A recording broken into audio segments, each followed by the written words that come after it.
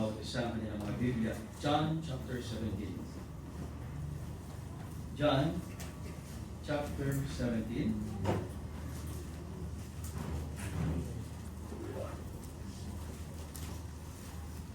Verses 14 up to 19.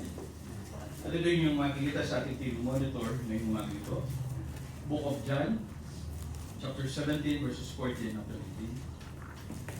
Praise God. At ang lahat ng kapatid na nasa labas sa aking inanya, tayo magsipasok na. At tayo magsisimula na sa pag-aaral. Salita may panagkaloob para sa atin ngayong umaga ito. Kanina sa kapahayagan, sinabi ni Father God, kanyang pagpapalain na tunay ang lahat ng mahilig at totoo na pupuri sa Kanya. At patuloy tayong mapagpapala sa pamamagitan din ng Kanyang salita. Kaya inanyan ko bawat isa na tayo lahat ay magsipagtindig bilang paggalang sa salita ng ating Panginoon. Ganito ang nasusulat kung inyo nang natagpuan. Dito sa Book of John, chapter 17, verses 14 hanggang 19. Sa wikang Tagalog sa King James Bible, magsingkaw. Verse 14.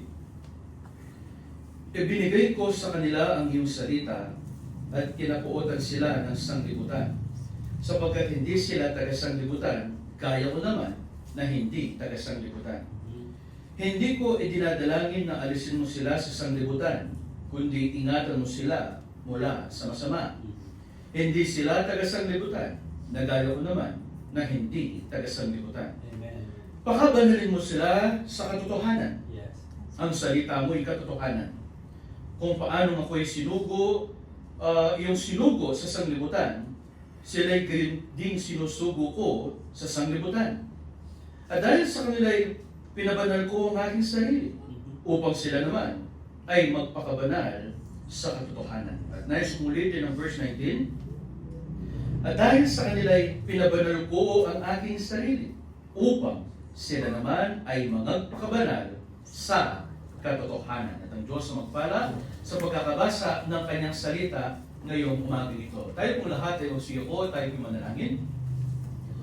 Dakilang Ama na nasa sangkalangitan, pinupuri ka namin at patuloy po namin kayong luluwalhatiin sa aming mga buhay ngayon at sa magpawalang hanggan. Maraming salamat, tunay nga ikaw ay isang Diyos na mabuti noon, ngayon at sa magpawalang hanggan. Na ngayon, ibibigay mo ang iyong salita para sa iyong bayan, sa ikatututo, ikatitibay, ikasusulong, ikapagpapala at ikaliligtas. Pangunahan mo, Ama, ang iyong likod na ito na mga aral ngayong umaga nito.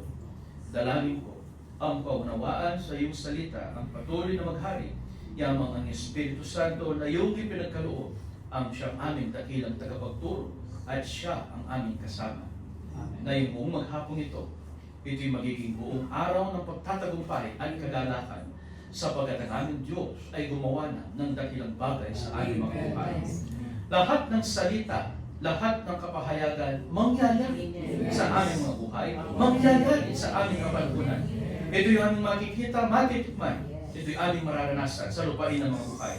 Sapagkat Ama, narito, ibinigay mong susi upang ito'y aming maranasan. At ito'y sa pamamagitan ng paggaya sa iyong bugtong na anak, ang aming Panginoon Jesus. Kaya salamat po sa pagtatagumpay ng buong magkakapagto, sapagkat iyong papuri po sa salamat aming Ama. Sa matamis na pangalan ng aming Panginoon Jesus, at sa inyo po, Holy Spirit. At ang bawat isa ay magsabi ng Amen. Amen. Amen. Palakpakan natin ang Diyos ng Diyos. Praise the Lord. Palakpakan natin ang Diyos ng Diyos. Hallelujah! Hallelujah! Amen. Ang Diyos ay mabuti. Ang Diyos ay mabuti. Magpakayan nila. Amen. At bago po tayo magsiupo, batiin natin ang bawat isa. Sabihin natin, mahal kita kapwa ko tagalangit.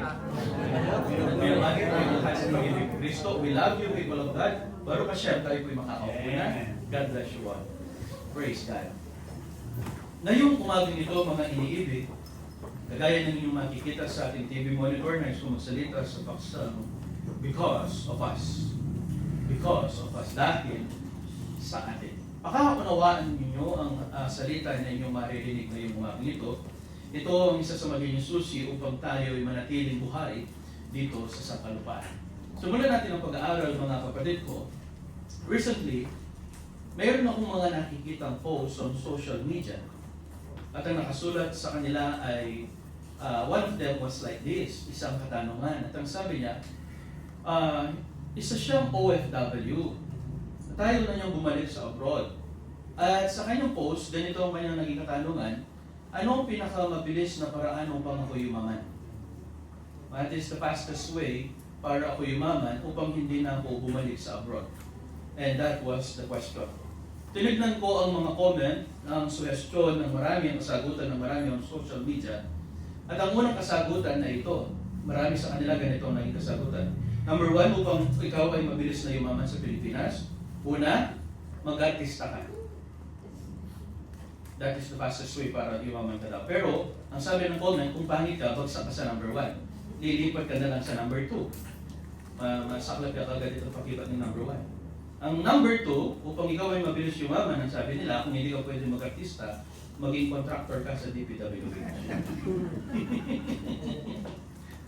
Napapanahon na. At ang ikatlo na napansin kong sagot ng marami ay ito. Upang ikaw ay mabilis yumaman sa Pilipinas, number 3, magtayo ka ng iyong sariling religion. Sometimes nakakatawa, pero it is very alarming. Ito'y dapat bigyan natin ng malaking concern. Although sa iba ito'y katuwaan, pero meron silang pinaghuhugutan. Bakit nila nasabi ang bagay niyan? Sapagkat may nakikita silang pagkakamali. At kapag sila'y nasa kagipitan, kapag sila'y nasa problema, kaagad nilang sinasabi ang bagay nito. Alam niyo kung ano? Kaagad nilang sinasabi, magtatayo na lang ako ng aking church. Kasi ganun ang kanilang perception eh. Yung nasa kanilang kaisipan, kung gusto mong yumaman, magtayo ka ng iyong sariling religion. Kung gusto mong yumaman, magtayo ka ng iyong sariling church. Yun ang kanilang nasa sariling kaisipan. So ngayon, pag-aralan natin, at lalo na kami bilang mga mangangaral sa Crisis Center, pag muli-muli tayo pag-aralan natin ang nangyayari sa ating kapaligiran, hindi na maganda at hindi na mataas ang respeto ng mga tao pagdating sa usapang pananampalataya. Kasi, una sa lahat, tignan ninyo, sinira ito ng mga kapwa namin mangangaral. Hindi namin ito sinira sa Crisis Center. Pero maraming kapwa mangangaral, sinira nila ito. Sinira nila sa pamamagitan ng number 1, sila'y nakihalubilo pagdating sa politics. At isa yan sa bagay na pinagsisikapan ng church na ito na hindi kailanman mangyayari. Hindi magiging involved kailanman ng Crisis Center pagdating sa politics. Amen? Hindi yan po pwedeng mangyari. Number 2, most of the churches today, kapatid ko, ay involved na sa pagbibusiness. Kaya nga maraming mga pastors ngayon, they are also at the same time businessman. Pero actually, mas marami yung kanilang ginugugol na panahon sa pagiging pastor kaysa mas marami yung kanilang panahon na ginugugol sa pagiging negosyante kaysa sa pagiging pastor. At yun ang nakalulungkot. Hindi po pwede yan sa Crisis Center. Hindi na ganun kataas ngayon ang tingin ng marami sa standard ng Kristyanismo dito sa ating bansa at maging sa buong panig ng mundo, sa Mapa Amerika man o Mapa Africa, kasi nakita nila ginawa na itong kalokohan.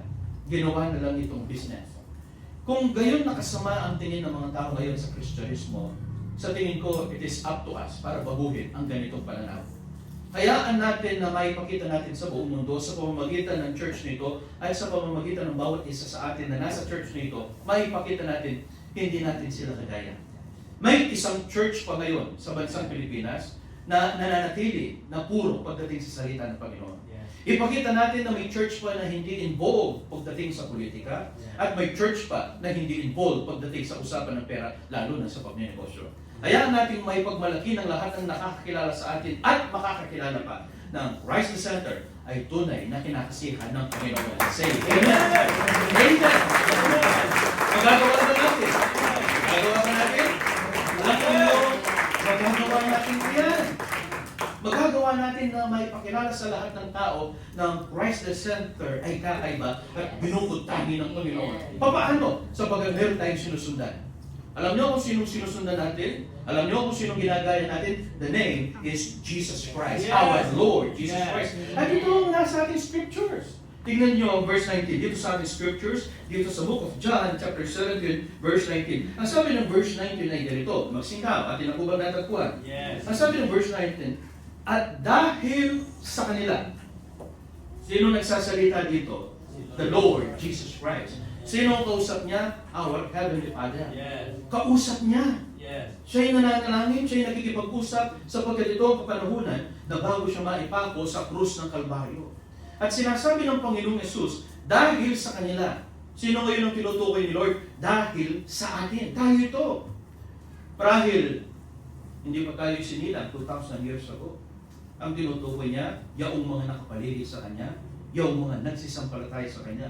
Pero, simula nang tayo magsisampalataya, tumanggap kay Lord Jesus Christ, kasama tayo dito. Say, Amen. Amen. Look at this. At dahil sa kanila'y pinabanal ko ang aking sarili. Anong reason ni Lord kung bakit pinabanal niya ang kanyang sarili? Maraming sinasabi ng iba, mamaya pag-aralan natin yan one by one. Sinasabi ng iba, si Lord Jesus Christ, hindi siya nahulog sa kasalanan, hindi siya natukso kasi Diyos siya. And that is true. Siya'y Diyos. Pero ang sabi ng Biblia, ang sabi ng banal na kasulatan, hinubad niya ang kanyang pagka-Diyos at siya'y namuhay na kagaya natin. Amen. At ngayon, ang sabi niya dito ay ito sa verse 19, dahil sa kanila, meaning dahil sa atin, pinabanal ko ang aking sarili upang sila na may mga pakabanal sa katotohanan. Mali ba natin ulitin, pero this time, tayong lahat sabay-sabay. Verse 19, malakas, at dahil sa kanila'y pinabanal ko ang aking sarili upang sila naman ay mga pakabanal sa katotohanan. Because, alam ni Lord, we look up to Him. Tinitignan natin siya as our good example. Ang mga bata, yung kasabayan nito, bata pa ako, naririnig ko na. Sa mata ng bata, ang nakikita niyang ginagawa ng matanda, ito ang tama. Ulitin ko. Sa mata ng mga bata, ang nakikita nilang ginagawa ng mga matatanda, ito ang tama.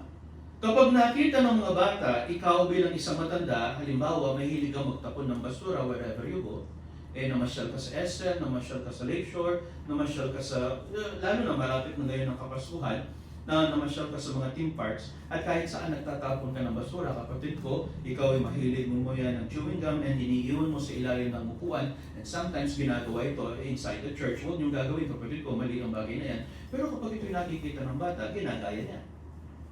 Kapag nakikita ng mga bata na balusubas, magmaneho ang kanyang tatay, gagayahin niya pagdating ng kapanahunan. Because ang nakikita ng mga bata sa mata ng mga bata, ginagaya niya ang ginagawa ng mga matatanda. Sa atin bilang mananampalataya, gayon din. Kung ano ang ginawa ni Lord dito sa lupa, yaon ang ating gagayahin. At alam niya ni Lord. Kaya nga sinabi niya, dahil sa kanila. So, tayong reason. Kaya natin title, because of us. Dahil sa atin, pinagsikapan ni Lord na hindi siya magkamali nang siya'y nandito sa sangkalupaan. Dahil sa atin, pinagsikapan ni Lord na mapagtagumpayan niya ang lahat ng tukso at kasalanan dito sa sangkatauhan. Dahil sa atin, kapatid ko, pinabanal niya ang kanyang sarili. Upang kapag siya'y ating tinignan, siya'y ating gagayahin. Pinabanal niya ang kanyang sarili. Ngayon, magpapakabanal tayo sa kanyang kabanalan. Say Amen. Sapagkat may mga tao inside the church, they go to the church, they profess themselves to be Christian, pinagmamalaki nila, ako isang Kristiyano, pinagmamalaki nila, ako isang born-again Christian. Sometimes, hindi lahat ng makikita nyo, actually, most of them, hindi ko naman yung pinagbabawal, pero ako, kung mapapansin niyo, hindi namin ito ginagawa. There are Christians, and there are even pastors na nagsusuot sila ng pendant na krus. Pero magtaka ka sa Christ Center, ni isa wala kang makikita ang simbolo ng krus sa ating mga templo. Sapagkat tayo nakarating sa katotohanan. Ang krus ang naging simbolo ng bagsakan ng kasalanan ng sangkatauhan. Ang nananatili kay Lord ay hindi ang simbolo ng krus, kundi yung kanyang damit na nawisikan ng dugo, sabi ng aklat ng Revelation. Siya'y babalik sa second coming mula sa sangkalangitan, siya'y bababa na nakasakay sa kanyang puting kabayo. At siya'y may puting damit at tayong lahat ay nasa kanyang likuran na nakasakay din sa mga puting kabayo. At tayo din ay nadadamitan ng mga puting damit. Ngunit ang sabi ng banal na kasulatan ng kanyang damit na nagniningning sa kaputian, nananatili yung bisik ng dugo, the sign of blood. Hindi deep in blood, because may mga pictures at may mga animations na mapapanood ng Facebook and on YouTube, yung damit ni Lord pulang-pula. Hindi naman ganun eh. Ang nakasulat in the Bible, may kaunting wisik lang ng dugo. the blood of the lamb, ang dugo ng kordero, yun ang kanyang simbolo, hindi ang krus. Marami nagsusuot sila ng krus to profess themselves, ako'y banal, pero yung kanilang pananalita, yung kanilang pag-iisip, yung kanilang gawa, kabaliktaran. Hindi iyan ang totoong kabanalan, kapatid ko. Ang totoong kabanalan, gagayahin natin kung paano namuhay ang Panginoong Hesus nang siya'y nandito sa sangkalupaan. 3 taon na kanyang inilagi sa ministry. Siya'y nagsimula sa ministry at the age of 30, and then at the age of 33, naipako na siya sa krus ng Kalbaryo. Pero wala kang mababasa in the Bible na si Lord ay nahulog sa tukso. Wala tayong mababasa na si Lord ay nagkamali. Lahat ng ito, pinagsikapan niya. Bakit? Gusto niyang gawing example ng kanyang sarili. Amen. Upang siya ating magaya. Sapagkat sinasabi ng iba, siya'y Diyos. Siya'y Diyos! Totoo yan. Pero hinubad niya ang kanyang pagka-Diyos upang siya'y ating magaya sapagkat ginawa niyang halimbawa ang kanyang sarili. Pinabanal ko ang ating sarili upang tayo magpakabanal na kagaya niya. Sila'y magpakabanal sa katotohanan. Ibig mo bang sabihin, Pastor, may hindi totoo? Of course. Titignan natin iyan ngayong umaga nito. In the Bible, mamaya, mababasa natin. Despite ang ibang Christian, they are inside the church, dalawang uri pa rin sila. May mga tinatawag na anak ng Diyos at may mga tinatawag na anak ng Diablo. Imagine that. Nasa loob ka ng church, nagpupuri ka, ikaw ay nagkakaloob, ikaw ay gumagawa, pero dahil hindi mo lubusang isinuko pa lang yung sarili, ang tawag pa rin sa'yo inside the church ay anak ng Diablo. Paano nangyari mga bagay na yan? Simulan natin ang pag-aaral. Buksan natin ang ating mga Biblia, mga iniibig ko. Dito sa 1 John chapter 3. At dito iikot ang ating pag-aaral ngayong umaga ito. Unang buwan. Ito'y nasa pinakadulo ng Bible para sa mga bagong Kristiyano in this church today na hindi pa ganun na kamaster ang Word of God. 1 John, kung kamukha ko inyong mga Bible, page 391, or kung hindi man, at least malapit na dyan. Okay? Ikatlong Juan, kapitulo 3, talatang 1 hanggang 10. Aking inuulit, 1 John chapter 3, verses 1 up to 10. At kung ninyo nang natagpuan ganitong nasusulat, simulan natin. Tayo po bang lahat ay handa na? Verse 1, masdan ninyo kung gaanong pag-ibig ang ipinagkaloob sa atin ng Ama, upang tayo'y mga tawag ng mga anak ng Diyos, at tayo'y gayon na, dahil dito'y hindi tayo nakikilala ng sanglibutan, sapagkat sila'y hindi nakikilala nito. Nais kong bigyang diin ng verse 1, simple lang ang pagbabasa, pero alam nyo, napakabigat nito. Napakabigat ng timbang ng verse 1. Simula sa ganitong pananalita, uulitin ko, masdan ninyo, sabihin natin, masdan natin. Bakit sinumulan ng pananalita ni Apostol Juan sa pananalitang masdan natin? Ibig sabihin, may malalim itong kahulugan. May mabigat itong reason. Ang sabi niya ganito, masdan ninyo kung gaanong pag-ibig ang ipinagkaloob sa atin ng Ama upang tayo mga tawag na mga anak ng Diyos. Masdan natin ngayon ito. Ano yung process of love na pinagdaanan ni Lord Jesus Christ upang tayo'y maging mga tinatawag na anak ng Diyos? Tanungin niyo yung inyong katabi, ikaw ba'y anak ng Diyos? Mga tanong kayo, tayo ba ay anak ng Diyos? Paano tayo naging anak ng Diyos? Tinanggap natin si Lord bilang Diyos at tagapagligtas. Yun ang ating alam.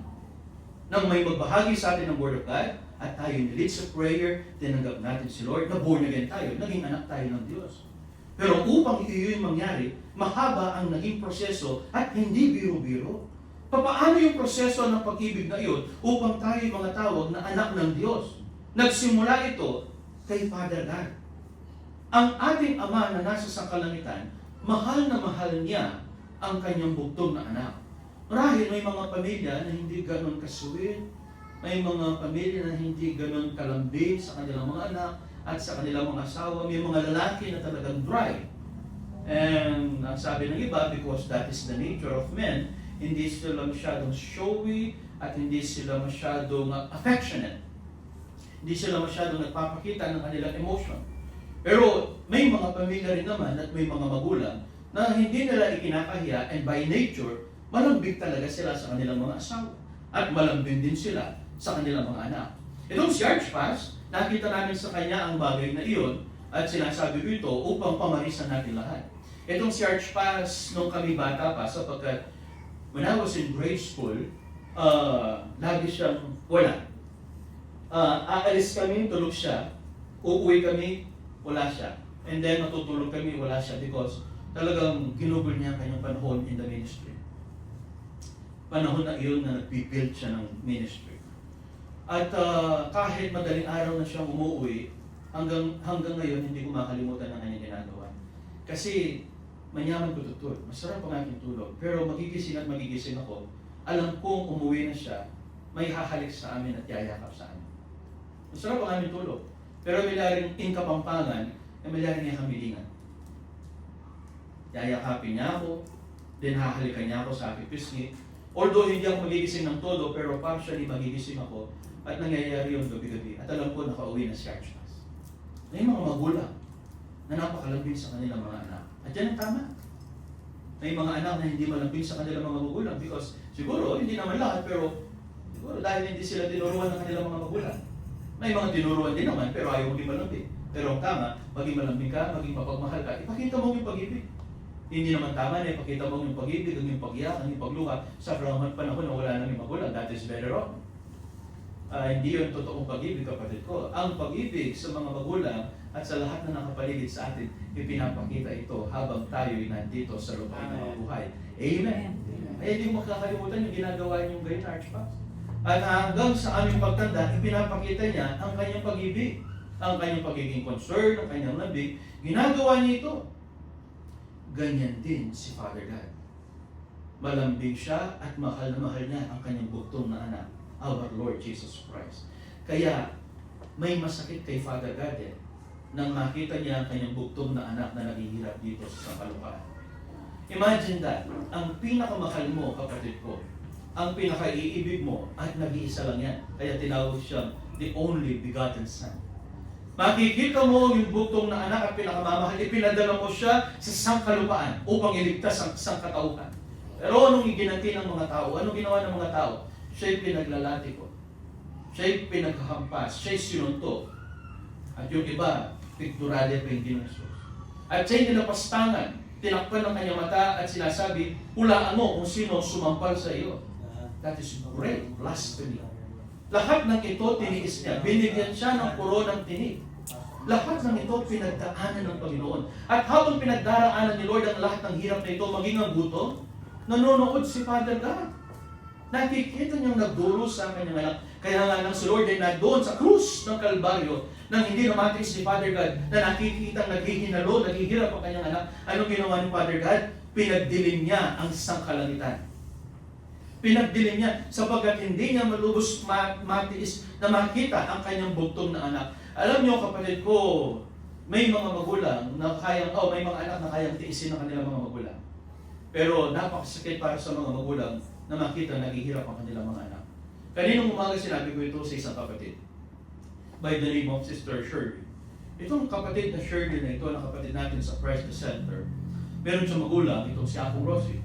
Si Mama Rosie, ng mga huling araw ng kanyang buhay, nang siya'y naghihinalo at bago siya kunin ni Lord, at bago nalagot ang kanyang hininga, nakikiusap itong si Mama Rosie sapagkat ako'y nasa kanilang harapan.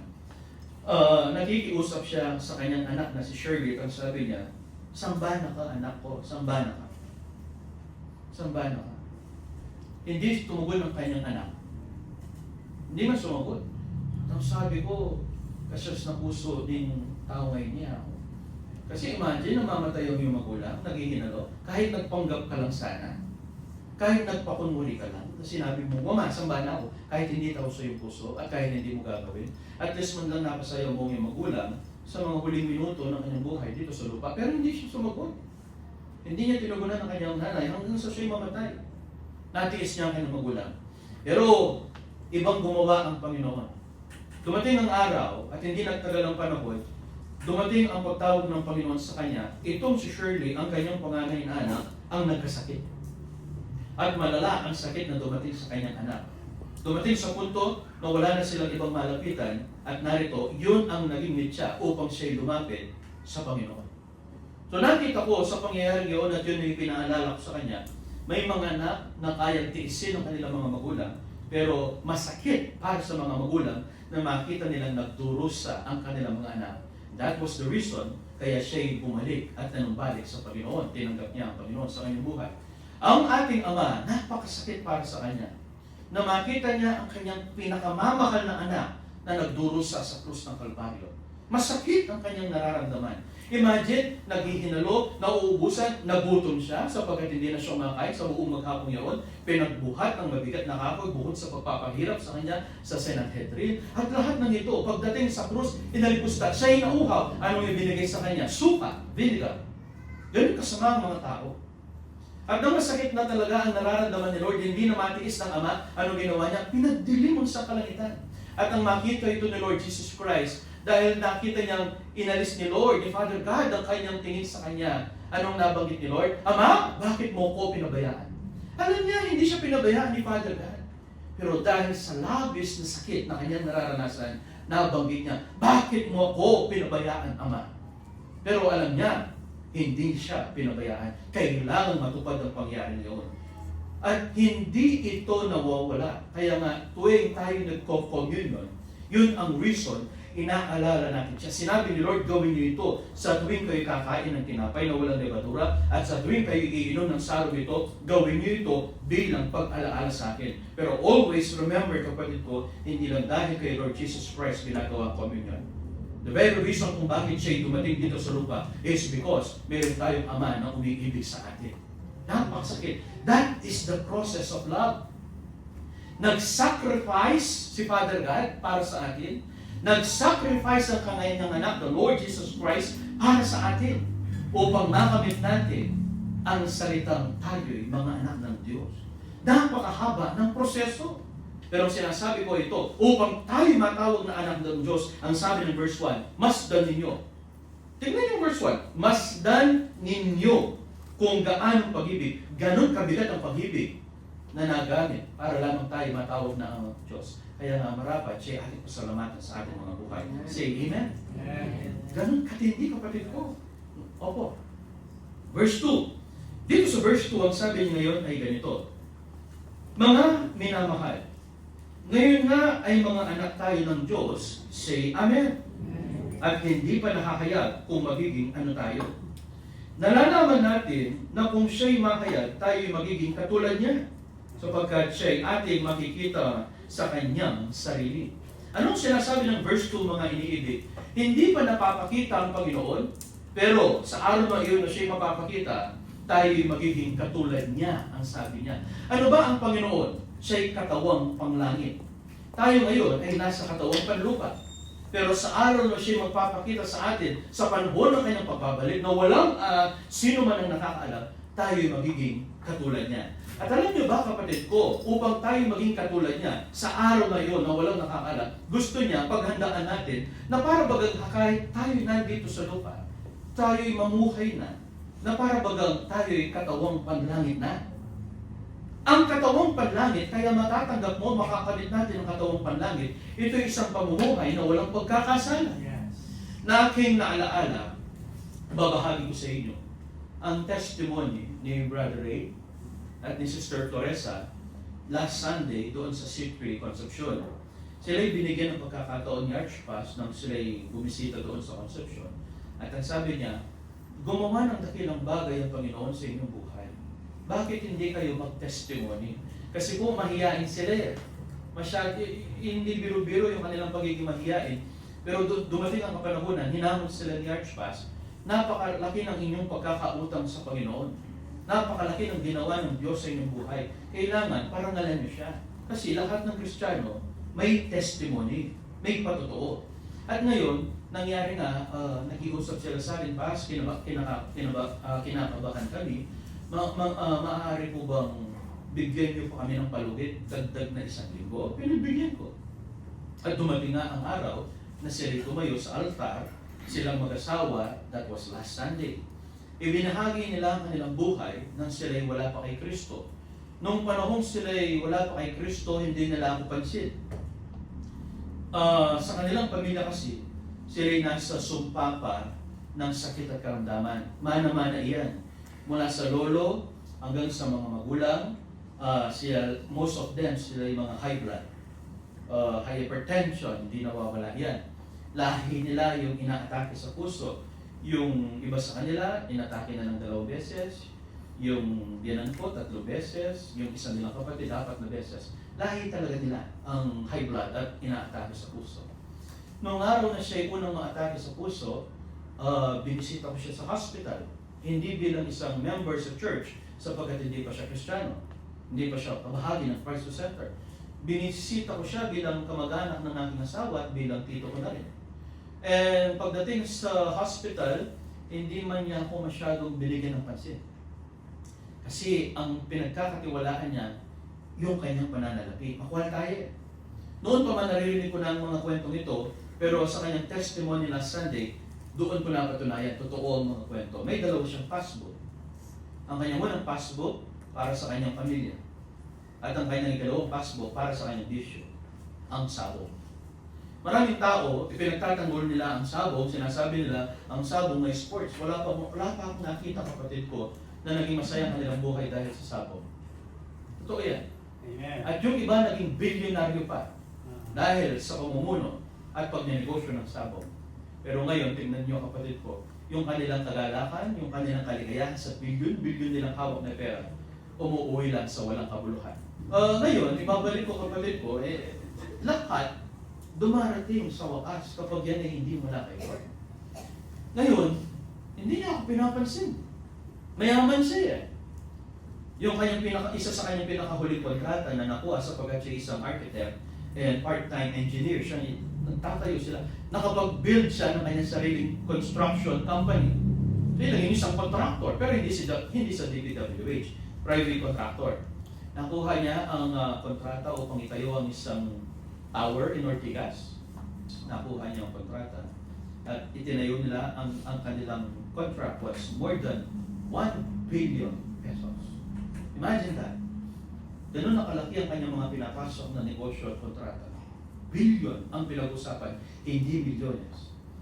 At sa kanyang malaking kontratang nakuhang iyon, mga kapatid ko, lalo siyang naging makamundo ayon sa kanya. Ang sabi niya ay, sapagkat ako'y naging boss, sapagkat napakarami ng aking hinahawakang mga empleyado ba niya, naranasan ko na once a week na lang ako pupunta ng construction. Once a week na lang ako dadalaw sa building upang tignan ko ang kanilang ginagawa, sapagkat the rest of the week, kung 1 day lang, ibig sabihin yung 6 days, ay na binuhugol ko sa aking pagsasabog.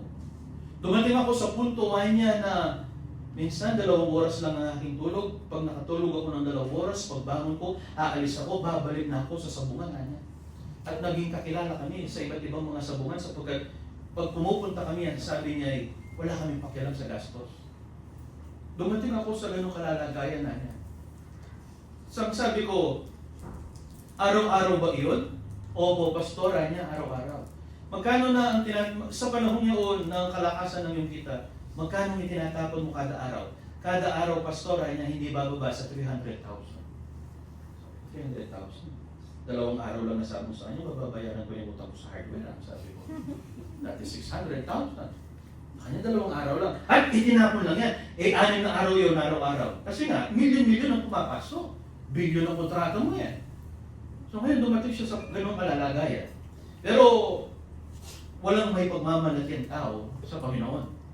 Ngayon dumating ang punto dahil may pagtawag ng Panginoon sa kanilang pamilya, ini-snap niya ako, ayaw niyang pakinggan ng aking binabahagi ang kaligtasan, ang pagiging born again Christian. Ang pinalo ngayon ng Panginoon ay ang kanyang asawa, kanyang misis.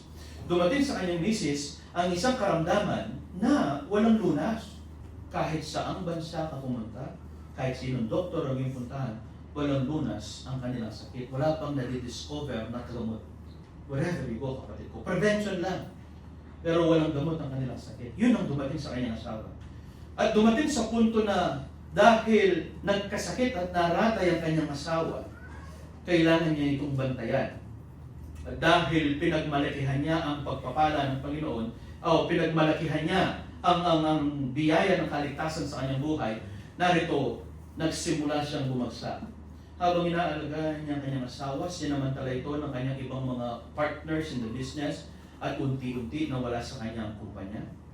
Dumating sa punto na inikot niya ang napakaraming mga doktor, mga sikat na espesyalista, pero hindi nila matukoy ang reason ng kanyang pagkakasakit. Anong sakit mo? Lupus po, Pastor. Lupus. Walang gamot, walang lunas sa anong bahagi ng mundo. Ngayon, nagsimulang mabulok ang laman ng kanyang asawa. Yun ang nakita ko ito sa aming ginagawa nung kasi kami ang naging pinaka-last option. Kami ang naging last option. Una, inikot niya ang lahat ng doktor. Wala silang magawa. Pagkatapos, dahil mahilig siyang manood ng YouTube, hinanap niya ang lahat ng pinakasikat na mga albularyo. Dito sa Luzon, nakarating siya ng Pangasinan, nakarating siya ng, ano ba yung pinakamalay? Quezon Province. Inikot niya ang lahat ng albularyo, wala pa rin. At nang malala ng kalalagayan ng kanyang asawa, wala nang makatulog na doktor, wala nang makatulog na pari, at wala nang makatulog na albularyo, kapatid ko, ang pinakahuli sa listahan, ang mga pastors ng Crisis Center. At isang araw, nagkita-kita kami, nakipagkita sila sa loob ng church, at ipinakita ng alisin niya ang kanyang takip sa kanyang katawan. Talagang makikita mo, nabubulok ang laman. Kaya nga, kapag kami bumibisita sa kanila, yung kanilang silid, amoy bangkay. Hindi maaaring hindi ka magtakip ng mag-face mask. Kailangan doble ka. Kasi naaagnas na laman eh. At dumating sa punto, siya yung naging butot balat na lamang, nawawala na sa kanyang sarili, pero inilaban namin siya sa kamatayan. Inilapit namin kay Lord at patuloy na inalagaan pagdating sa pananampalataya.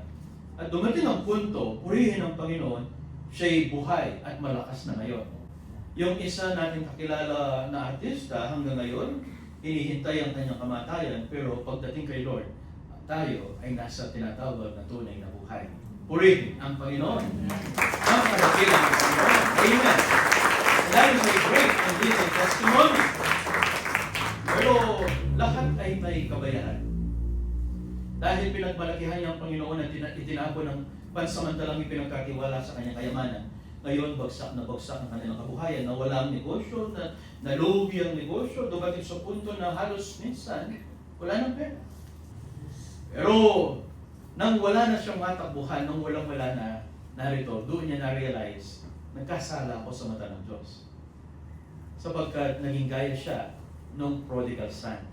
Ang prodigal son, nang siya wala nang makain, na wala ng lahat ng kanyang minamang kayamanan, doon pala niya naisip at sinabi, nagkasala ako sa sangkalangitan at nagkasala ako sa mata ng aking Ama.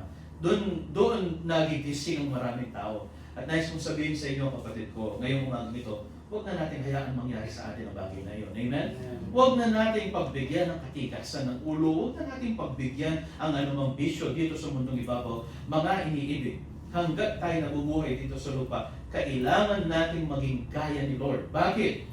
Kung ano sa sangkalangitan, ganun din dito sa lupa. Ang sabi ng ating binasa dito sa verse 2, siya'y magpapakita sa araw na iyon, sa araw ng rapture, at siya'y magpapakita ang kanyang katawan ay katawang panlangit. Pero ang gusto ni Lord, habang tayo nandito sa lupa, i-practice na natin na para bagang tayo nabubuhay, na katawang panlangit na. Meaning, hindi tayo gumagawa ng kasalanan. Say, Amen. Verse 3. Ang sabi ng verse 3, at sino mong mayroon ng pag-asa nito? Meron ba tayo ng pag-asa ng rapture? Ang sabi ng verse 3, at ang sino mong mayroon ng pag-asa nito sa kanya ay naglilinis sa kanyang sarili gaya naman niyang malinis. Amen. Sa English Bible, ganito ang nasulat, and every man that hath this hope in him purifieth himself even as he is pure. Kasi nga, ang Panginoon ay malinis, kaya ang gusto niya, ang mga sumusunod sa kanya ay malilinis din naman. Hindi po pwede sa atin, mga kapatid ko, ang pinagbibigyan, ang kasalanan. Halimbawa, lagi natin itong naririnig sa ibang mga tao. Kasi maraming sinasabi ang tao si Kristo, kaya hindi siya nagkasala kasi siya'y Diyos. That is true, siya'y Diyos. Pero uulitin ko sinabi ko kanina, hinubay niya ang kanyang pagka-Diyos at siya'y nagkatawang pangtao. Ang pinagdaraanan natin, simula noong tayo bata pa, hanggang sa ating pagtanda, lahat ng ating pinagdaraanan, natukso dito sa lupa, pinagdaanan din ni Lord. Kasi ayaw ni Lord na may maisumbat sa Kanya pagdating sa araw ng paghukom. Sa araw ng paghukom, pag sinabi ni Lord Jesus Christ, ikaw ay doon sa tinatawag na lake of fire. Ikaw, dito ka sa buhay na walang hanggan. Hindi pwedeng sasabihin noong mga paparusahan at ihahagis sa lake of fire, Lord, dapat antindihan mo kami, dapat naunawaan mo kami. Kasi tao kami, may kahinaan kami. Hindi papayagan ni Lord ang bagay na iyon. Ayaw niyang may makapagsumbat sa Kanya. Kaya anong ginawa ni Lord? Nang siya'y nandito sa lupa, ginawa niyang halimbawa ang kanyang sarili.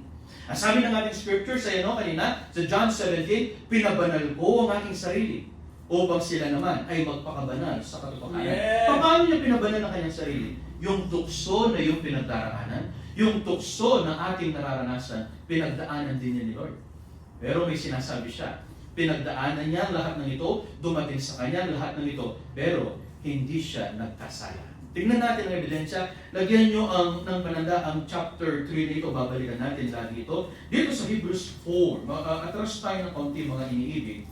Ang aking binabasa ay nasusulat, o ang aking tinutukoy at binabanggit ay nasusulat, dito sa Hebreo Kapitulo 4, Hebrews chapter 4, verse 15.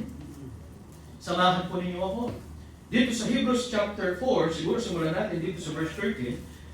Okay, hihintayin ko bawat isa. Hebreo Kapitulo 4, talatang 13 hanggang 15. Dito sa ating mababasa ngayon, ating magagawa at ating masasabi na gawa ni Lord na mapagtagumpayan ng tukso, narito, magagawa ko rin. Dito sa verse 13, tayo po bang lahat ay handa na? Amen. Ang sabi ng verse 13, Hebrews 4:13.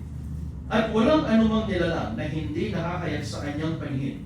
Ngunit, ang lahat ng mga bagay ay ubad at hayag sa harapan ng mga mata niya o ating pagsusulitan. Meaning, wala tayong may tatago sa Kanya. Kung ikaw ay nagnakaw sa pamahalaan, lahat ay hayag sa harap ng Panginoon. Kung ikaw ay gumawa ng masama sa iyong kapwa, lahat ay hayag sa Kanyang harapan. Verse 14, Yaman nang tayo ay mayroong isang lubhang dakilang saserdote na pumasok sa kalangitan si Jesus na anak ng Diyos, ay ingatan natin matibay ang ating pagkakakilala. Masdan niyo yung dulo niya. Ingatan nating matibay ang ating pagkakakilala. Kilala ba natin ang Panginoon? Kasi kung kakilala natin ang ating Panginoon, hindi mo magagawa ang mga bagay na kagaya ng pagtalikod, kagaya ng pagpapabaya sa iyong buhay, pananampalataya. Magtatanong ako ngayong mga ganito, at alam ko, hindi kayo magdadamdam sapagkat sa atin, sa church, bawal na magdadamdam. Amen. Yes. Magtapat tayo ngayon, ha? Magtaas ng kamay, huwag kalahati, huwag mahihiya. Magtaas ng kamay, ang hindi na late ngayong umagang ito. Row 1, row 2, row 3. Pastor, nung kinalaman niyan sa late, when you love the Lord, alam mo ang nagbibigay kaluguran sa Kanya. Kapag mahal na mahal mo ang Panginoon, when you are in love with Him, alam mong 6 na araw ay sa iyo, iisa na lang sa Kanya, hindi pa buong araw, 4 na oras na lang, at minsan hindi man umaabot ng 4 na oras, and then malilate ka pa, alam mo, kulang pa ang pag-ibig mo sa Kanya. When you are in love with the Lord, kaya mong iwan ng lahat ng bagay para sa Panginoon. When you are in love with the Lord, narito, sa susunod na linggo, alas 7 pa lang ng umaga, aalis na ako sa tindahan. When you are in love with the Lord, kapatid ko, magagawa mong itaas ang iyong dalawang kamay upang siya'y papurihan. Kapag mahal mo ang Panginoon, walang imposible para sa atin. Kasi mahal mo siya. Bakit kayo nagsisikap? Masakit ang inyong nararamdaman, bumabangon kayo ng maaga, nagtatrabaho kayo, nagsisikap kayo. Bakit nyo ginagawa yan? Ang sagot ng marami, para sa aking pamilya, para sa aking anak. Bakit? Sapagkat mahal mo siya. Mahal mo sila. Ginagawa natin ang lahat ng ito because we love the Lord. Pinaglilingkuran natin siya kahit wala tayong anumang tinatanggap because we love the Lord. Nagsisikap tayo, bumabangon tayo ng maaga, Biyernes pa lang, namamlansya ka na ng damit, Huwebes pa lang, naliligo ka na para sa araw ng linggo. Tama ba yun? Hindi naman, maliligo ka pa rin ng linggo. Ginagawa mo ang lahat ng iyan, nagbibiyahe ka, nagtitiis ka ng traffic because you love the Lord. So, pakatiyakin natin ng isang bagay, lahat ng ating ginagawa nito, hindi masasayang. Kasi nasasayang lang pala, kapatid ko, kapag hindi natin ginagawa ang nasusulat. Ano ba yung binasa natin kanina? Dito, tingnan nyo sa verse 15. Sapagkat tayo'y walang isang dakilang saserdote na hindi maaari mahabag sa ating kahinaan, kundi isa na tinukso sa lahat ng paraan, gaya rin naman natin, gayon may walang kasalanan. Anong sinabi ng verse 15? Na uunawaan ni Lord ang ating kalalagayan. Ano nga sinasabi ng tao ng ating kalalagayan? Tao, kumo. In Tagalog, tao lang ako. Yan ang paborito sinasabi ng marami, tao lang ako. Pero sabi niya, nauunawaan niya ang ating kahinaan bilang tao. Kaya, ang ginawa ni Lord upang wala tayong maisumbat sa Kanya, siya'y nagkatawan bilang isang tao. At ang sabi ng verse 15, ano sinabi ng verse 15, Brother Johnson? Siya'y tinukso na kagaya rin naman natin. Pero, ang sabi niya ay, hindi nagkasala. Amen. So, ginawa ni Lord na halimbawa ang kanyang sarili upang pagdating natin sa sangkalangitan, sa araw ng paghukom, at dito pa lang, dito sa lupain pa lang ng mga buhay, wala tayong masasabing, Lord, naiintindihan mo naman ako sapagkat ako'y tao. May kahinaan kami bilang tao. Siya'y nagkatawang tao, ang sabi ng verse 15, pero walang kasalanan sa kanya. Amen. Kung nagawa niya, magagawa rin natin. Bakit? Ginawa niya halimbawa kanyang sarili. Yeah. Uulitin ko, anong sabi ng ating scriptures? Dito sa John 17, verse 19, pinabanal ko ang aking sarili upang sila'y magpakabanal sa katotohanan. Amen. Nung ako'y bata-bata pa, matagal-tagal na ito, kapatid ko. Mga 19 anyos pa lang ako siguro noon. And of course, kapag ikaw ay like 19 years old, alam kasi lahat naman tayo pinagdaanan yan eh. That is 25 years ago. So nung ako'y 19, hindi pa ako mataba. Oo, naman tayo lahat. Talagang katotohanan. Opo. Noon ko sabi ko na. Noong ako'y 19, 25 years ago, hindi pa ako mataba. Noong ako'y 19, 25 years ago, wala pa akong masyadong pores. Wala pang fine lines sa mukha. Nung 19 ako, 25 years ago, adapin kay kapapangan, sariwa pa ako. Pero hindi naman ako pinasamin. Mas sariwa ako noong ako'y 19 anyos. Ibig sabihin, talagang, diretso na, cute ka pa. Okay? And when I was 19, that was 25 years ago, hindi pa kami pastor, nag-aaral pa kami. Kami nagtatrabaho noon sa door-to-door. Kasama ko noon si Brother Bell. Ang aking destino noon was Florida Blanca, Coagua, and Davao. Kasi hindi pa uso noon ng bangko sa mga liblib na lugar. Hindi pa uso pagkakaroon ng bank account, wala pang smart padala, walang GCash. Actually, halos kahit cellphone, wala pa noon. Nung 25 years ago, wala. So, yung paraan upang ang mga taga-Saudi makapagpadala ng pera sa mga pamilya nila dito sa Pilipinas, yung tinatawag na door-to-door, ihahatid mo ng literal ang pera. Isang araw, katanghaliang tapat, siguro inaasahan niya ang kanyang padala o ang kanyang remittance from abroad sa kanyang asawa. Ako'y nag-deliver ng pera sa isang recipient. Kumatok ako sa bahay ng isang pinaghahatira. At nang matagal na akong kumakatok, lumabas siya. At ang unang kong reaction was like this. Kaya lagwan ko kayo. Maganda po siya. Siguro yung edad niya like 20, 22, 23, bata pa. Maganda kanyang pagmumukha. It's like may pagka, siguro sa panahon ito sabihin ko, may pagka Marian Rivera. Pero, Barrio version. Yun, ganun. Maganda siya. Katapos, yung suot-suot niya, 90s. Alam niyo yun? Yung lingerie. Yung spaghetti dito, yung pantulog ng mga babae. Na manipis na tela, color pink. Tapos, manipis yun. Hanggang parang pinakasando ng mga babae. Hanggang dito lang. That is lingerie. Ganun ang kanyang suot. At ang sabi niya sa akin, na syempre, cute ko pa na yan. Ang sabi niya sa akin, lumog ka pa, pumasok ka muna. Ayun sabi ko, talagang pumapasok naman ako. Lahat ng inatiran ko, pumapasok ako sa kanilang tahanan. Pero that time, natakot ako. Ang sabi niya kasi sa akin, lumog ka pa. Wala na mga ibang tao kayo. Walang ibang tao dito kanya. Tayo lang, pumasok ka niya. At magpahinga ka muna, huwag kang magmadalian kasi mainit ang panahon. Nitakutan ko. Pero malago yan. Pero siguro kung si Brother Ronald nang nandoon, baka nilot na yan. Aba, upo naman na. Pahinga ko tapaan. Magyan ko ang tapaan. Tabalo. Mabilis na yan ng mga Brother Ronald. So babalik ko sa akin. Takot ako. Oo, maganda siya. Oo, sexy siya. Maganda ang kanyang pagmumukha. Kahali-hali na siya. Pero siguro, Hindi siguro. Pero dahil nandoon yung dalangin ng aming mga magulang at ginawa nila halimbawa ang kanilang sarili, natakot ako. At ang sabi ko, hindi po pwede, sabi ko, bagos talaga lolo kami. At ibili ko ng pera, pakipirmahan na lang po dito, pahingi na lang po ng ID at pagkatapos, bibigay ko na sa inyo. Hindi niya ako mapilit, hindi, anya. Nagmimerienda ako ng pineapple chunks sa loob, yung bilog na nakahating mga pineapple. Magpalamig ka muna, anya. Kailan na ako damat. Sabi ko, hindi po talaga pwede yan. So, ngayon, nagkaroon ng konting pilitan, pero hindi ko hinayaang manalo siya. So, nagmadali akong umalis.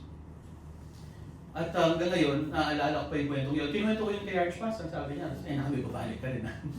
Huwag ka nang babalik doon. Pero, ngayon ko napatunayan, kapatid ko, lalo na sa inyong mga kabataan. Kasi ang sabi nila ay ganito, malakas ang tukso sa mga kabataan, yung hormones nila, raging. Talagang konting dikit lang. Kaya nga, hindi naman KJ ang tawag doon eh. Hindi naman makaluma ang tawag doon. Hindi naman Maria Clara ang tawag doon eh. Ang tawag doon, kabanana. Alam niyo kung bakit? Hindi magandang tignan na kapag kayo ng iyong boyfriend, kayong magkasintahan, magkaangkas kayo sa iisang motor, hindi magandang tignan eh. Kasi wala pa ako nakita single motor na nagmamaneho ang boyfriend at yung upuan niya mahaba, yung girlfriend nandoon na lang.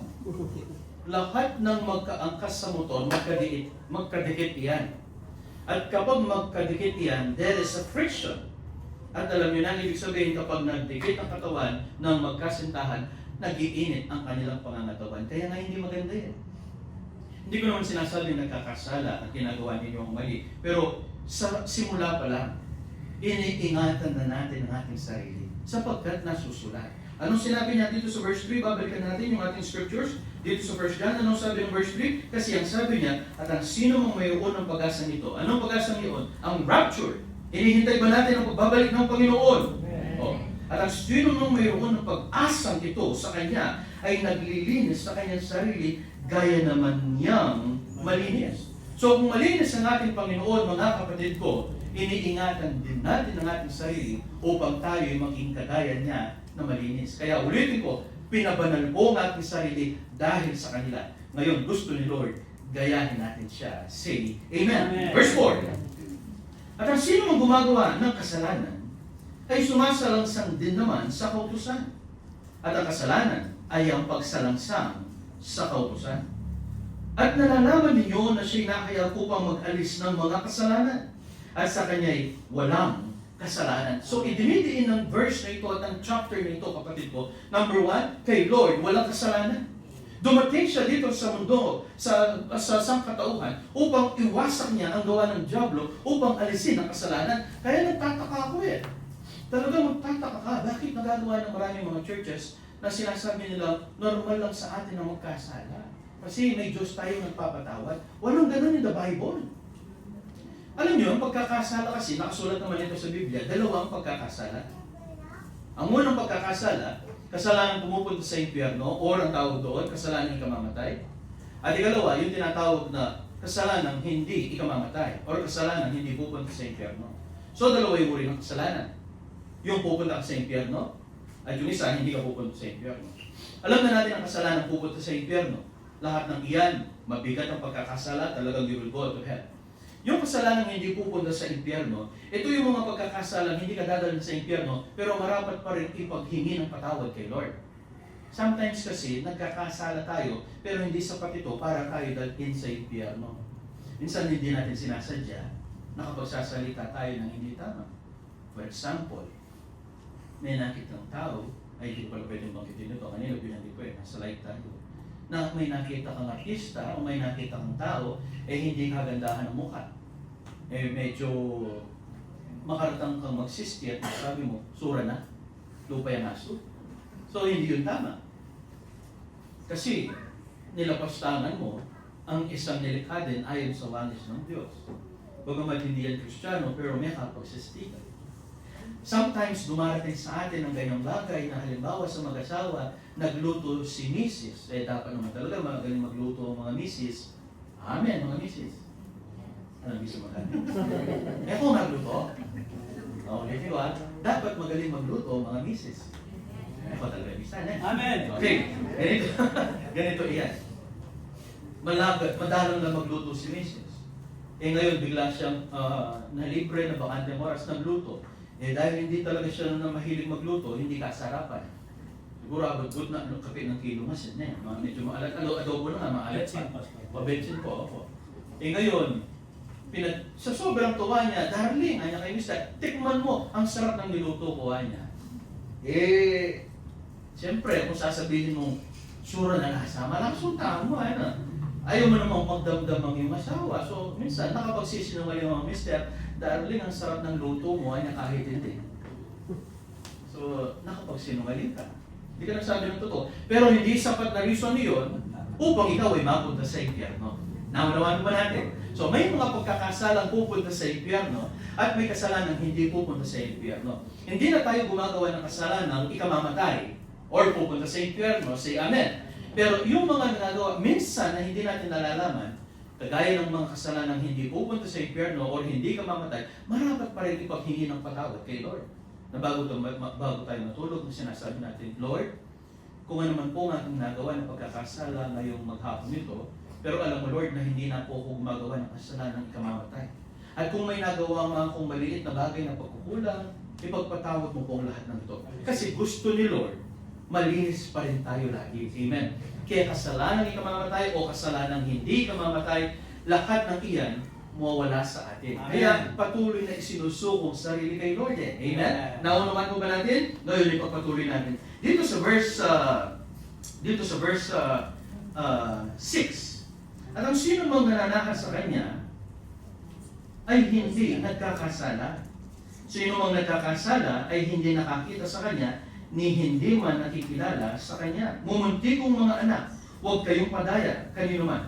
Ang gumagawa ng katwiran ay matuwid, gaya niya na matuwid. So all the time, kailangan malinis ang ating mga puso. Say, amen. Tanungin niyo ang inyong katabi, malinis ba ang iyong puso? Sagutin natin. Sa atin bilang mga Kristiyano, malinis na ang ating puso. So wala nang darating na parusa, sakit, at kamatayan sapagkat hindi na tayo gumagawa ng kasalanan. Amen. Dumarating kasi ang mga sakit na ito dahil nagkakasala tayo noon. Pero ngayon tayo ay nabubuhay na kagaya ni Kristo. Ang ating nakaraan puno ng pagkakamali. Pero ngayon tayo ay nabubuhay na kagaya ni Kristo. Wala nang kasalanan, kaya wala nang sakit at kamatayan. Say, amen. Wala na. Ulitin ko, dumarating lang ang sakit at karamdaman dahil sa kasalanan. Napapalo tayo. Pero kapag wala ka ng kasalanan, at ikaw ay lumalakad na at nabubuhay na kagaya ni Kristo, wala nang sakit at karamdaman. Pero, there are times na dumarating ang sakit o ang palo ni Lord sapagkat kahit wala kang kasalanan, may tinatawag kang pagkukulang. Magkaiba ang pagkakasala at ang pagkukulang. At ako'y naging malaki ang aking pagpapabaya at ang aking pagkukulang sa mata ng Diyos. Ang tinutukoy ko ay nangyari sa akin 2 linggo na ang nakaraan. 2 months ago, naikwento ko na ito sa inyo, o 3 buwan na yata ang nakakaraan, naging masikip na masikip ang aking dibdib. Mabayat ang aking kapusado. Naging napakasikip at napakabigat ng aking dibdib dahil sa acid. So hindi ko alam na acid. Kasi nga, araw-araw malakas ako magkape, and then nagso-soft drinks pa. So talagang nagkamali ako doon. So nagkaroon ng pagsikip at ang sinabi ng aking doktor, so bawasan mo na yung kape. Yan ay acid. So dahil, at yung naging sintomas, mabigat. Pero 2 weeks ago, hindi masikip ang aking dibdib. Mas nakakatakot. May kumikirot sa aking puso dito. Every 3 to 5 minutes, kikirot yan, sasabihin. Sumasakit. Kada 3 hanggang 4 na minuto, buong maghapon yun, walang tigil. Nakahiga ka na, biglang kikirot. Nararamdaman ko. At mas nakakatakot yata yung kirot kaysa sa masikip na dibdib. Kasi yung sikip, buo yun pero acid na pala Lilipas din mawawala din, disiplina na. Pero ito, kirot. Ako'y nagpipray kay Lord at ang sabi ko, hindi ba't nasusulat, Lord? Ang aming katawan ay templo ng iyong Espiritu Santo. At ikaw ang nasa aming puso. So ang sabi ko, hindi ako pwedeng ma-atake, Lord. Hindi ako pwedeng mamatay, ang sabi ko. At tinayuan ko ang kanyang pangako at ang kanyang salita. Pero itinago ko ito kay Archpas. Kasi marami akong tinatago kay Archpas na lalo na kapag nakasakit ako Hindi man yan, nagbabalita lang kami kapag tapos na Itinago ko. Kahit kay J.An, itinago ko. Pero 2 linggo na. Mas nagiging frequent. Mas tumitindi. So medyo nababahala na ako. Kasi sa puso Nagtapat na ako sa aking asawa. Ang sabi ko kay J.An, may sasabihin ako sa iyo, pinwento ko, ba't ngayon mo lang sinabi niya? Kasi lalo ko itong mag-alaala. Dahil lalo kong bigagana, lalo ko nag-aalala ngayon sa ginawa mo niya. So kinumbinsin niya ako nang sabi niya, pinag-pray ko naman, sabi ko. Oo nga niya, pero para alam natin ang ating ipag-pray lalo, magpa-check up ka niya. Sige, mag-a-absent ako bukas, magpa-check up tayo. So, naghanap kami ng cardiologist at nakakita kami dito sa Clark. At kinukonsulta ako at ako'y kanyang chinek. Pagkatapos ng aming matagal na usapan at pag-check up sa akin, ang sabi niya ay ganito, alam mo, Anya, sabi ng doktor, alam mo, lahat ng ginawa ko sa iyo ngayon, Anya, wala naman ako makitang aatakihin ka sa puso, Wala akong nakikitang tanda na maatake ka, Anya. Or papunta doon, Anya. Pero parang sigurado niya, bilang proseso, gawin natin ito, mag-stress test ka, pagkatapos, ito ako ko yung puso mo, titignan natin ang lahat ng ugat sa puso mo kung may barado niya. Pero sabi niya, kung akong tatanungin ngayon, base sa pag-examine ko sa'yo, wala naman akong nakikita mo, makakakita ka niya. Pero sa tingin ko, itong dapat mong gawin niya sa akin. Alam mo kung ano sinabi niya? Sabi niya, Brother Marvin, simula ngayon, mag-diet ka, mag-exercise ka. Kinanya na ako. Mag-diet ka, mag-exercise ka. Pinanya na ako. Bisa ka pang kumagdiyan. Mag-exercise ka. Sabi ko, yes, Doc. Pagkatapos sabi ko sa aking sarili, yes po, Lord. Kagabi, kausap ko si Archpas. Pagkatapos ng check-up, tinago ko sa kanya ng ilang araw. And then, nalaman niya, may nagsumbog sa kanya. Kagabi, kausap ko si Archpas. Ang sabi niya sa akin, saan? Bukas sa iyong pangangaral, huwag kang mag-nektaya. Bakit ha? Kasi mataba ka na yung baba mo na Ay, wala akong nektaya. Naiipit yung baba mo. Kasi lahat ng tumataba, talagang kumakapal ang kanilang baba. Pero, nang nag-usap kami ni Archpas, nung ipag-pray na ako, sabi ko, ito'y hindi dahil sa pagkakasala, ito'y dahil sa kapabayaan. Oo, iniingatan tayo ng Panginoon. Amen. Pero dapat din natin ingatan ang ating sarili. Ihintayin pa ba natin na tayo'y magkasakit ng malukha bago tayo magdidisiplina? So, sabi ko, tama nga. So, ginising ako ni Lord. Kasi, nangako siya At ang kanyang salita ay nagsasabing, dakila ang kinabukasan ng Christ the Center. Amen. Malawak ang ministeryo. Pero paano ako mangangaral, paano ako magsaserve kung ako'y may sakit? Yes. Ang isang diabetic, agad napapagod. Yes. Hindi makapangaral ng matagalan. Yes. Ang isang may sakit sa puso, hinihingal, paano mo sasabihin ang Diyos ay nagpapagaling samantalang ikaw ay may sakit at karamdaman? Yes. So hindi po pwede. Yes. Kaya ginising ako ni Lord, kaya ngayong linggong ito, disiplina ko ang aming sarili. Gawin na rin natin, Brother Marvin. Wala si Sister Dina din Tayong lahat. Once a day na lang ako kumakain ng rice. Tuwing tanghali na lang.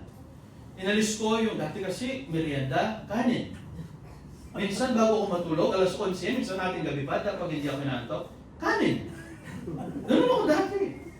You go to my profile, Sa Facebook, may nakasulat doon sa aking profile, 6 Big Macs. Kasi wala pa akong kakilala na nagawa niyang kumain ng diretso ng 6 na Big Mac from McDonald's, kundi ako. Meron na po bang nakagawa sa inyo ng gano'n? Kahit 5 lang ang taas ng kamay? 4 na Big Mac. Nagawa ko po yun noon, di ba? Kasi noon pa man, hanggang sa kapanahon ng ito, napakalakas kong kumain. Sinet ko yung record na yun. 6 Big Macs, marami yung naging saksi. Yung kanyaman kayong sigang, ang sarap sa sinigang. Kapapangan, itang gagal-gal na taba, pisipit ng babi, kasarap. Alam niyo itong si Brother Marlon, kung nanonood siya, mahilig siya mag-vlog. Pero minsan yung mga vlog niya, Brother Marlon, I love you. Mga vlog niya wala mang katuturan. I love you, Brother Marlon. Tama ka, Pastor. Hindi, totoo. Pero ako, sasabihin ko sa inyo ito, napakarami kong vlog. Napakarami. Pero hindi ko lang pinapost on Facebook. Naka-private lahat mula noon hanggang ngayon. Dalawa yung aking YouTube account. Number 1, Travel with Braille, or Traffic Day, ang tawag sa akin doon. Ikalawa, Chef Imagination. Tami, Coordination. At yung nakapost ko doon lahat ng niluluto ko. Mahilig akong mag-imagine eh. Kasi pinanindigan ko, pagdating sa pagluluto, basta't Kapampangan, manyaman. So ngayon, mahilig akong mag-imagine. Ano yung mga, di ba nagsisig, wala nang sisig noon. So paano nagkaroon ng sisig? Imagination, invento. So mahilig akong mag-imagination. Anong pwedeng iluto na hindi ko pa nakikita on restaurant and on YouTube? At this week, nakagawa na naman ako ng panibago. At syempre, of course, pinatikin ko sa mga nakpaligid at sila tuwa, kakaiba nga ang sarap. Mahilig akong magluto, pero at the same time, napabayaan ko ang ating sarili. Humingi ako ng kapatawaran kay Lord, patawarin mo po ako, Panginoon. Hindi ba't hinahanda mo pala ang mga sarili upang magamit sa dakilang ministeryo? At ngayon, napabayaan ko ang aking sarili. Patawarin mo po ako, Panginoon, ang sabi ko. Alisin mo sa akin ang aking nararamdaman na sakit na ito, ang sabi ko.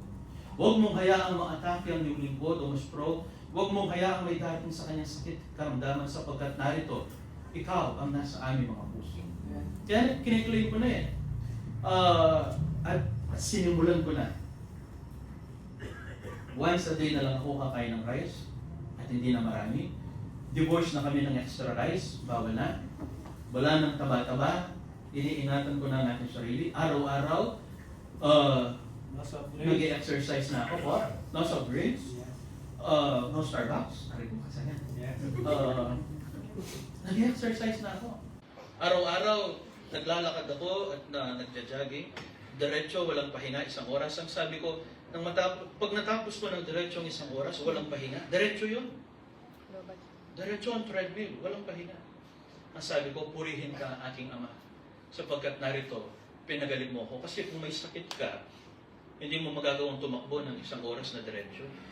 Talagang parang ibinuhos sa akin yung 1 timbang tubig, pimpawis. Pero pinupuri ko ang Panginoon. At ngayon, iniingatan ko ng aking sarili. Kung po... Praise God. Kasi, kung papaanong iniingatan natin ang ating puso mula sa kasalanan, iingatan din natin ito mula sa sakit at karamdaman. Iniingatan natin ang ating kaluluwa, ingatan din natin ang ating pangangatawan. Mabuti ang ating Diyos. Amen. Say amen. Continue. Verse 8. Sabi niya dito sa verse 8, ang gumagawa ng kasalanan ay, ano yung nakasulat? Tayong lahat.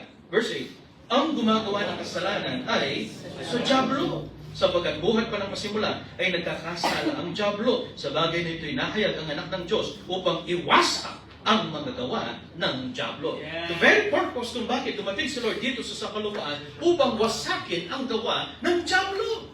Kaya sinabi niya sa pasimula, ang nagkakasala ay sa dyablo. Kapag gumagawa ka ng kasalanan, kapatid ko, malinaw ang nagsasabi, hindi kami ang nagsasabi, ang salita ng Diyos ang nagsasabi, ang nagkakasala ay sa dyablo.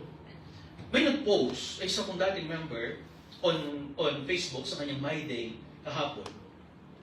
At yung kanyang post was, siya naka-dextrose. Yung kanyang kamay lang ang naka-My Day, pagkatapos, ang daming nakasaksak na gamot at dextrose sa kanyang kamay. dating nag-attend dito sa church, sa St. Concepcion. Pero nananalangin siya at ang sabi niya, dun sa kanyang caption, "Heal me, O Lord." Pakayapan mo ko, Ginoon. Pagalingin mo ko, Panginoon, na niya. Ang sabi ko, paano gagaling ang taong ito? Ang sabi ko, alam niyo ba ang condition upang tayo pagalingin ng ating Panginoon? Kasi ganito iyan. Siya'y hiwalay sa kanyang asawa. Ang kanilang paghihiwalay, hindi ko na pwedeng i-disclose sa inyo, pero matagal na silang hiwalay bilang mag-asawa. Ngayon sa kanilang paghihiwalay, hindi ko alam kung yung kanyang asawa, yung kanyang ex-husband nag-asawa, or may kalibin, wala akong alam. Pero ang sabi ko sa kapatid na ito, ang sabi ko sa kanya ay ganito, listen to me, ang sabi ko sa kanya, hindi ka pwedeng mag-asawa. Kasi kung mag-asawa ka, mangangalunya ka. Iwalay kayo. Ang paraan lang upang ikaw ay maging malaya, according to the Bible, ay ganito. Number 1, kung ang asawa mo ngayon, na dati mong asawa, ay biglang mag-asawa, magiging malaya ka. Or, kung mamatay siya, according to the Bible, 1 Corinthians 7, magiging malaya ka. Pero kung hanggat hindi siya namamatay, at hanggat siya hindi nag-aasawa, nananatili siya single, hindi ka pwede mag-asawa, sabi ko. Kasi mangangalunya ka. Eh ngayon, hindi pala niya kayang hindi mag-asawa. Isang araw, kinausap niya ako, pasa niya may nandiligaw sa akin. Kristiyano, sabi ko, hindi po niya. Taga saan ang sabi ko? Taga ibang probinsya po niya, malapit sa atin sa Pampanga. Ang sabi ko, anong plano mo? Parang gusto ko po siya pastor. Sabi ko, hindi pwede. Kasi ang sabi ko, number 1, hindi yan Kristiyano. Ikalawa, hiwalay ka. Kakasala ka. Pag magsasama kayo, sabi ko, hindi pa naman po, pero pinag-uusapan namin. Bawal yan, sabi ko. Bawal yan. So siguro, mas mahal niya yung kanyang kasintahan kaysa kay Lord. Mas sinunod niya ang kanyang sarili. Ngayon, dumarating sa punto, nagiging grabe siya. Na halos hindi na makahinga, talagang nagiging critical ang kanyang condition sa hospital. Pero lagi niya sinasabi, Lord, pagalingin mo ako. Alam niyo, pag-aralan natin ngayong umaga nito, ang sinasabi ng ating binasa dito sa verse 8, ang nagkakasala ay sa dyablo. So kahit manalangin ka, Lord, pagalingin mo po ako, kung ayaw mong iwan ang pangangalo niya o ang pagkakasala, hindi ka gagaling. Hindi tayo pwedeng maging kagaya ng isang mangmang na lalaki na dati nating kapatid at kasama sa church na ito. May dati tayong co-pastor in this church, pero matagal nang wala ito, magto 20 years nang wala sa Christ the Center. At yung kanyang anak,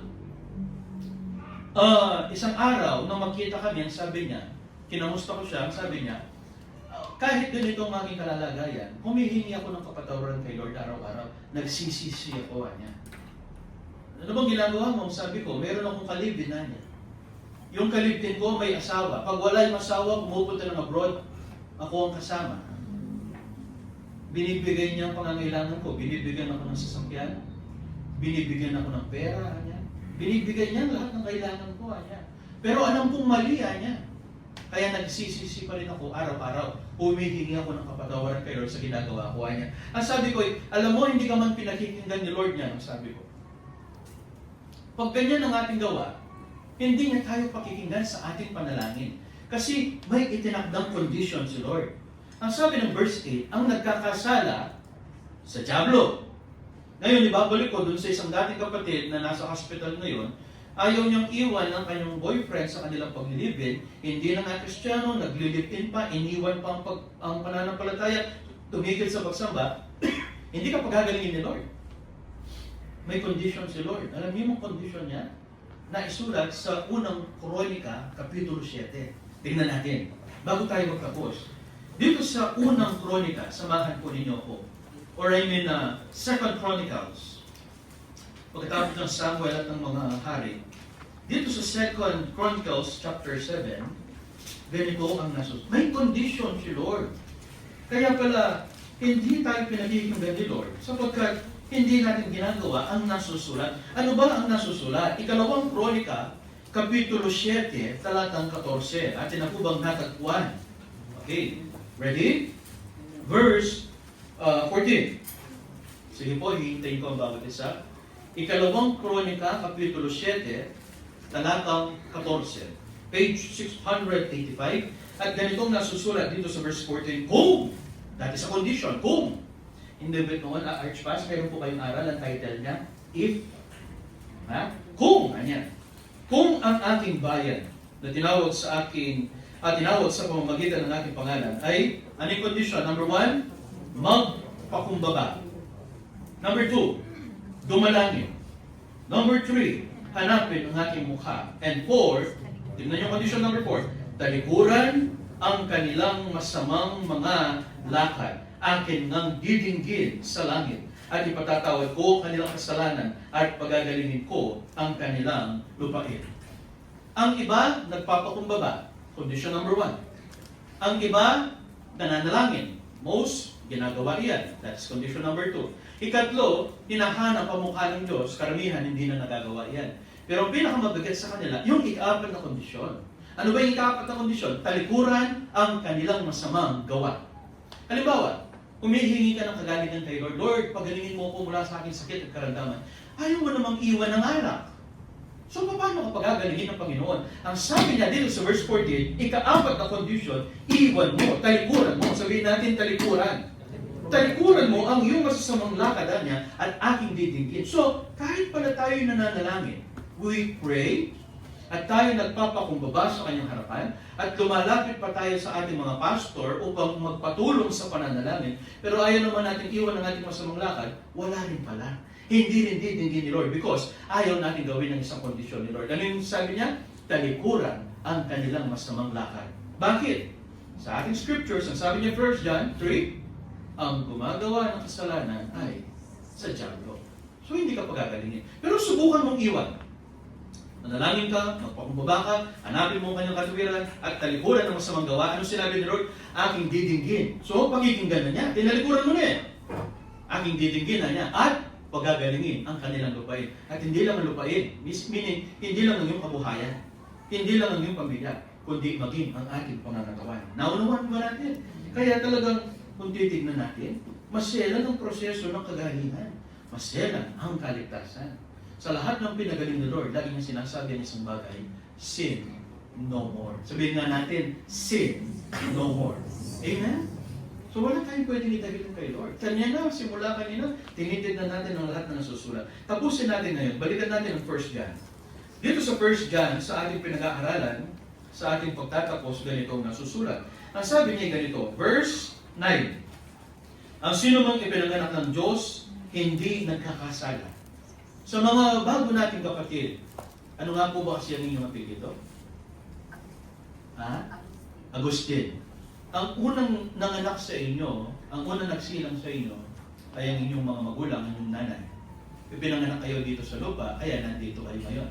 Pero, nang tinanggap natin si Lord Jesus Christ, tinanggap natin siya sa ating buhay, na born again tayo, ipinanganak na tayo ng Diyos. Kaya na, born again. Ang unang nagsilang, ang nanay. Ang ikalawang nagsilang sa atin, ay ang Diyos. Ipinanganak ng Diyos.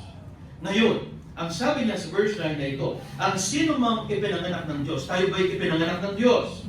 Aking ulitin, tayo ba'y ipinanganak ng Diyos? Ang sino mang ipinanganak ng Diyos, hindi nagkakasala. Sapagkat ang kanyang binhi ay nananakan sa kanya at siya hindi maaaring magkasala sapagkat siya ay ipinanganak ng Diyos. Kaya nga talagang nagtataka ako hanggang ngayon.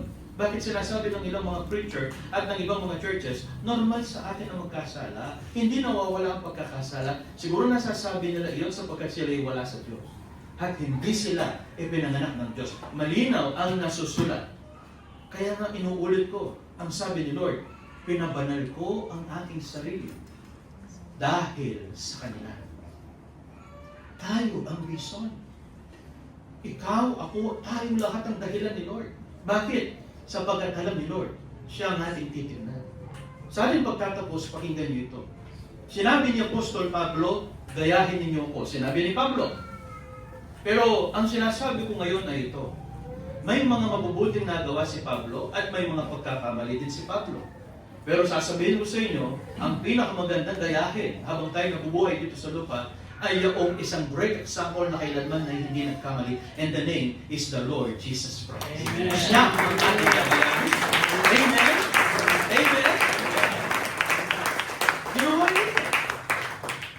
Kaya ba natin mamuhay na kagaya ng ginawa ng ating Panginoon? Nagawa niya, magagawa natin kasi siya ang ating greatest example. We look up to Him.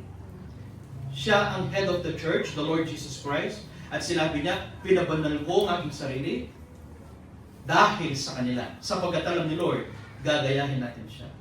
Pagkatapos, dahil pinabanal ni Lord ang kanyang sarili, gagayahin natin siya, ililipat ngayon ito sa mga mangangaral. Sa amin bilang mga mangangaral, pinabanal namin ang aming mga sarili upang ang bayan ay magpakabanal. Pagkatapos, ililipat na naman iyan sa inyo bilang bayan ng Diyos. Halimbawa, kayong mga magulang, kayong mga tatay at nanay, sasabihin nyo ngayon mga magulang, pinabanal ko ang aking sarili upang ang aking mga anak ay gayahin ang aking kabanalan. So, pasa-pasa. At hindi nawawala yung wisdom na ngayon ay because of us. Amen? Naunawaan mo ba natin? Last verse, verse 10. Dito nakakaya ang mga anak ng Diyos at ang mga anak ng Diablo. See? In the church, may tinatawag na anak ng Diyos at may tinatawag na anak ng Diablo. Ang sino mang hindi gumagawa ng katwiran ay hindi sa Diyos. Ni ang hindi umiibig sa kanyang kapatid. Kaya simula ngayon, gawin natin ang katwiran. Amen!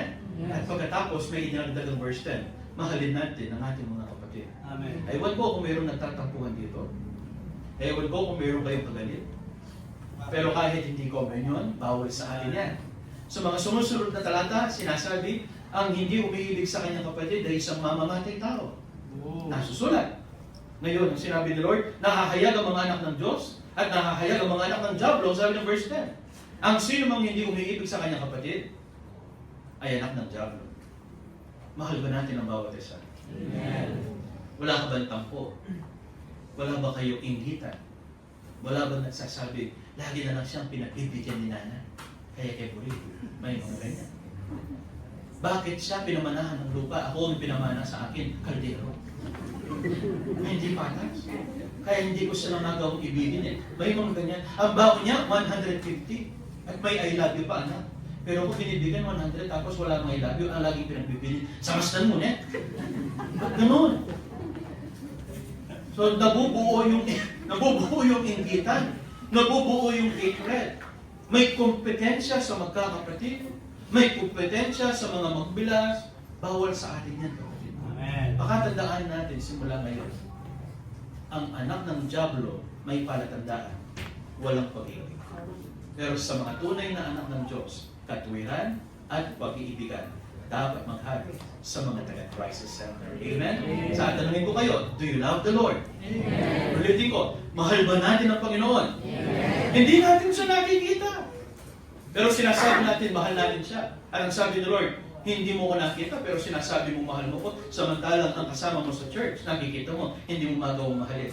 So simula ngayon, dalawang bagay ang ating gagawin. Number 1, tayo magpakatuwid, wala nang kasalanan. Amen? At ikalawa, mabuhay tayo sa dalisay na pag-ibigan. Ginawa ito ni Lord. Bakit na ginawa? Because of us. Pinabanal ko ang aking sarili dahil sa kanila. Tayo yan. Upang sila'y magpakabanal sa katotohanan. So may hindi totoong banal at may totoong banal. Doon tayo sa totoong kabanalan. Sino sila? Mga taga-crisis center na hindi na gumagawa ng kasalanan. Amen! Palakpakan natin. Salamat sa ating Diyos. Siya ay mabuhay po natin. Amen. Muna po tayo naalis. Kahit isang oras lang mag-friend sa huli. Amen po? Okay. Hindi mo po. Salamat po sa dakilang aral. YouTube mo agad dyan, Pastor Kate, gandang aral. Amen. Nanonood po kayo sa YouTube. Marami kayo. Kailangan po kasi kung tayo po na nasa church ay hindi na nanonood, gano'n yung iba, no? Maganda naman po yung turo natin. Huwag niyo sabihin, narinig ko na yung pastor, napakapalad po natin, nakakarinig tayo ng pangaral. Pero pastor, ang ganda talaga, sinabi mo kanina, sira na. Marami nang sira. Marami nang sira sa mga iglesia. Totoo po, Pastor. Nakakalungkot ano po. Sabi nga ni Pastor kanina, silang gumagawa ng batas, sila rin ang lumalakot. Pero, isang nakakalungkot doon, isa pa, yung maraming iglesia, wasak. Hindi na ginagalan kasi gawa po ng maraming mga ngaral talaga. Pero nakasulat naman, Pastor, na iba, sila lamang na gumagawa ng kasalanan ang silang mananagot sa Panginoon. Pero kahit kailan, ang katuwiran hindi lumubog, kundi aangat ng aangat. Amen. Kaya kapatid, magpatuloy po tayo. Sinabi sa Isaiah, Pastor, na tayo magtatayo ng bakod na sira. Kaya tayo ang pinawag ng Panginoon. Ipagpatuloy po natin yung katuwiran.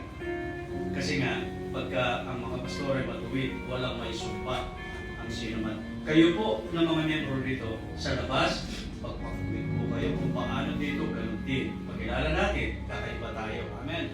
Yung malaking pagbabago, makita sa atin talaga.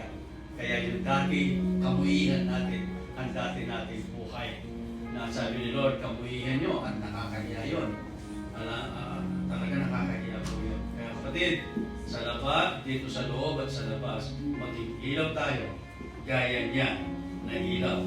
Magpatuloy tayo sa kalinisan, gaya na siya'y malinis. Amen? Amen. At kung lahat ay kumindig, purihin ang namin Diyos. Dakilang Ama, salamat sa aral. Salamat sa katotohanan. Kahit kailan, kahit saan, ngayon ay nasa YouTube na kami, Panginoon, ay hindi namin pababayaan. Ang aming Diyos ay mawalan ng karangalan dahil sa aming mga gawa, kundi sa lahat ng aming kaarawan dito sa lupa hanggang hindi ka darating. Ipakikita namin ang kakaiba na ang church dito hindi magkaka-issue, kundi ang katuwiran ay mananatili at mananatili. Pagkaka namin Diyos sa lupa. Kung paano ka, Panginoon, ganun din kami. Kaya, Ama, huwag mong alisin ang iyong kamay sa iyong bayan. Kami ang magtitindig ng sirang bakod at walang pwede magtindig, Panginoon, kahit kailan. Kundi kami na iyong pinili na ginawa mo kaming magaling sa pagtatayo ng katuwiran. Kaya kami rin ang magtitindig na wasak ng mga winasak ng mga ang katuwiran, winasak ng masasama. At sila'y nadaig dahil hindi ka minahal, hindi talagang sinunod ang iyong katuwiran. Ngunit kami na tinawag mo sa iyong pangalan. Tinawag mo kami sa aming pangalan. Binanggit mo ang aming pangalan. At kami tumango mula noon hanggang ngayon. Ama, lumakad kami sa iyong katuwiran, sa iyong katotohanan, sa iyong kasasamtanan. At ikaw naman ay nalulungkot sa bagay nito, sapagkat ang bagay na ito'y naputol sa unang testament. Pero ngayon, itutuloy namin dahil kay Jesus. Huwag kang mapahiya sa church na ito, Ama. Makikilala ka sa church na ito sa pamamagitan ng iyong katuwiran. Ama, sisirain namin yung kanilang pananaw. Hindi sa lahat ng Kristiyano ay ganon ang mga buong naging Christian. Sapagkat nga naman, sinasabi nila, born again sila, pero gumagawa ng kasalanan. At salamat sa aral, lumitaw ngayon, hindi sila sa iyo. Sila'y mga peke na mananampalataya dahil sila'y sa diablo. Sabi mo, sabi ng banal na kasulatan, gaya ng aral na kanyang binanggit, ang gumagawa ng kasalanan ay sa diablo. Ngunit kami sa iyo, Panginoon. Ngunit kami sa iyo. At hindi kami maliligaw dahil ang Espiritu Santo ay laging sumasa amin. Ang pag-ibig mo sumasa amin. Ang iyong mga matay sumasa amin. At hindi ka namin ipahihiya, kundi aming isisigaw ang kalwalatian at katotohanan ng aming Diyos Ama, Diyos Anak at Diyos Espiritu Santo. Bayan ng Diyos, patuloy niyong tanggapin ang pangako ng Ama na binanggit kanina, binigay na niya. Patuloy niyong tanggapin ito at ipamuhay. Maging kayo nasa iba't ibang dako na nanonood ngayon, kung kayo ay tunay na kay Lord, kasama kayo sa biyaya, tanggapin niyo. Ito'y dulot ng Ama ng Anak at ng Espiritu Santo. Gaya ng binanggit niya, gugulin natin ang ating buhay sa kaginawahan, kaligayahan sa Panginoon. Sa pangalan ng Panginoong Yesus, tanggapin niyo. Tanggapin niyo. Amen. Amen.